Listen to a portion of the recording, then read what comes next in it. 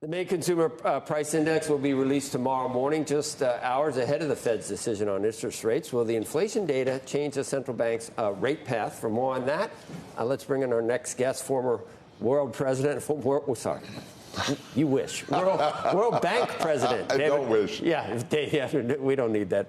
David Malpass, he is a distinguished fellow in international finance at Purdue now. Purdue University, Daniels School of Business, a long time. Long before you were World Bank president, you used to come on all the time. Where we used to interview. So I was at Bear Stearns. Bear Stearns? But before that, I did some in the Reagan and Bush administration. You know, we were trying to fight for more growth both at home and abroad. So that still is the fight. I think one of your big complaints right now is that we seem to be on a path where these 6% deficits are not going anywhere forever.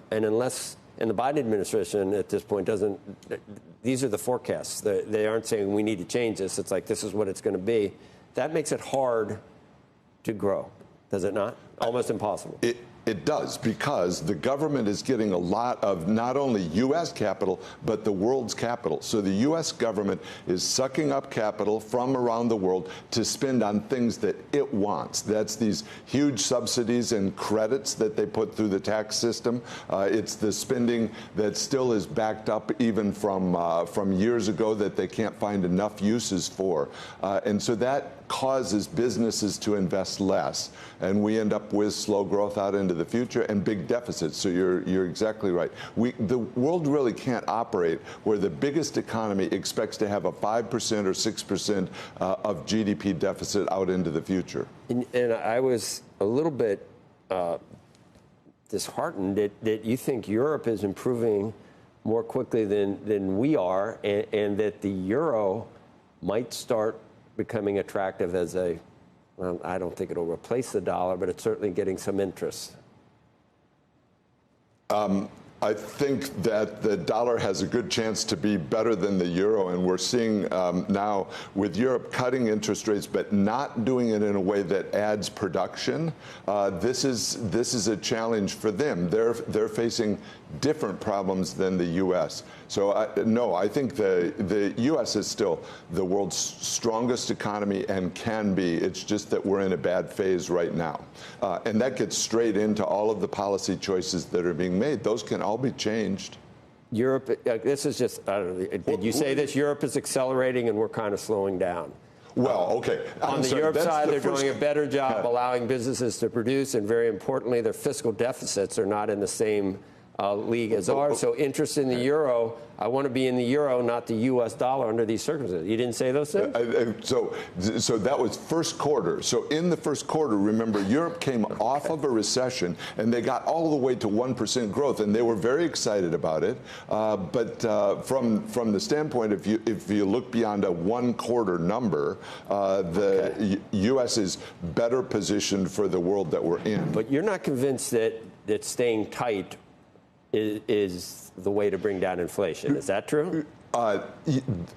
So tight is a term of art within economists. So well, you say restrictive. I want the monetary policy of the U.S. to enable growth in a way that holds down prices. You can achieve price stability by having more stuff within the economy. Supply side. That's supply side, but it's kind of obvious to everybody within the economy. If you're in a small business and you're facing regulation out the kazoo, you close your business. That's what's going on. And the interest rates are high, so you close the business. And there's the elite. Washington does well. Washington and the elite within the country do well with the interest rate environment that we've got. That you clip coupons, put money in the bank from the high interest rates. So we need to find a way out of that toward lower interest rates. I don't think it's all that hard. You need to defend the dollar and have more production within the economy. It kind of sounds like Judy Shelton in terms of that the answer isn't just to choke things off. You might do better with inflation if rates were lower.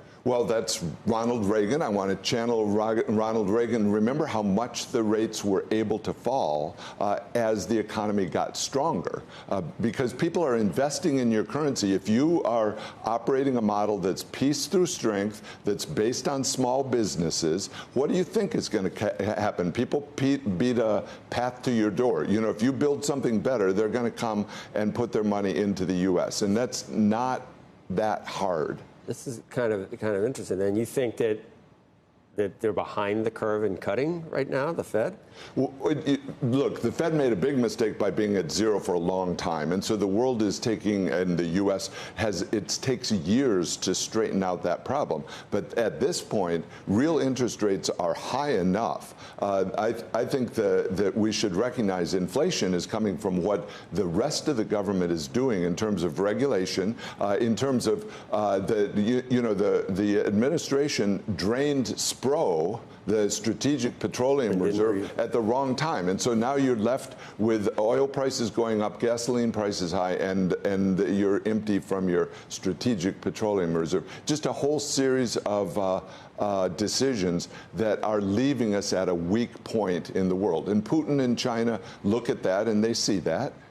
So you're not sure that a second Biden administration would be a great idea. But what about all the Trump? No, wait. What about all the Trump? Let's be clear on that. Yeah. Biden set out what his policies are. Lots more taxes, less production, less energy, and weakness as we see day by day on an international stage. At each point, waffling. And what about Trump? 10% tariffs across the board. That you can't agree with that. Well, Trump is focusing on we're going to have a better economy for small businesses. We're not going to be biased against the small businesses. And on the energy side, we're going to have more energy. You know, the grid is going to work in a Trump administration. I'm not sure where the course that we're on right now. You've got to have real concerns about the electricity grid breaking down and everything else, parts of the country. The electricity demand has gone up a lot. The expected production of electricity isn't going up because there's all the restraints on that. There's a lot. I mean, the entire of this paper, anyway, Andrew. I haven't looked at the time, but everything in the op-ed pages of the Journal today is talking about what happened in Europe and some of the elections, what it means for the Paris Accord, what it means for net zero. We're going to be at double the emissions that the Climate Accord wants in 2030 because of AI and because of everything else. It's just that came along and threw a huge wrench in the works to getting to any of these places right now. Yeah, and it's changing the politics. And it's changing the politics. And people over there are saying that, you know. They've gone so many years, Germany in particular, dependent on Russia for all of their energy. And then overnight, you don't get that. They'd shut down their nuclear reactors. So think of the power that they lost by doing that.